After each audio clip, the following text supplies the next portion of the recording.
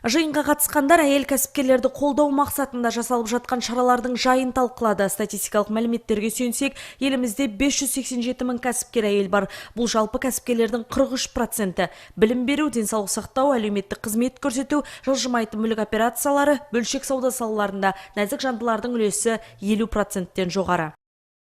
Мына форум бүгін бұл тек қана кәсіпкерлік әйелдерінің алаңы емес, бұл барына ауылда қандай мамандықтар бар, солардың бәріне де ашық, сол мәселелердің бәріміз бірігіп, бір адамдай осы мәселелерді шешуге тырысатын боламыз.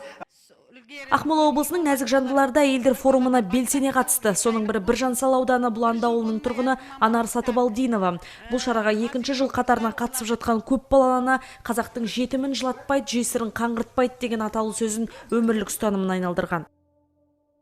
Құрметті ханымдар, мен көп балалы анамын. Балаларым, өзімде 4 балам бар. 4 балам бәрі ер жетті. Одан кейінгі үйде жолдасымыз екеуміз жалғыз қалдық. Ауылдың ішінде бір мама осылай балаларынан бас тартты. Бас тартқаннан кейін о балаларды әлгі қазақ айтады ғой, жетімдерді жылатпа деп. Сол балаларды ешқайда детдом қалмасын деп, өз қанатымның астына алдым. 5-еуін алдым ең бірінші. Содан кейін көпке созылмай, 1 жыл болмай әлгі мамамыз тағы бір баладан бас тартты, ол 2 айлық болды.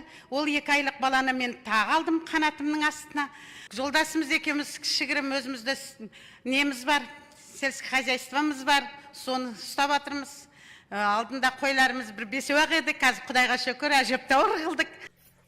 Ауыл әйелдерінің бизнес идеяларын жүзеге асыру, елді мекендердегі инфрақұрылымды дамыту секілді тың тақырыптар қозғалып, халықаралық дәрежедегі мамандардың пікірі тыңдалды. Шара соңында Асқар Шыңдарға ту тіккен ауыл әйелдері 100 история успеха кітабының 3-ші шығарылымының тұсауы кесілді. Жансұлу Жиенқұл, Әмір Қойшыбаев, Көкше ақпарат. 20 жылға аяқ бастым.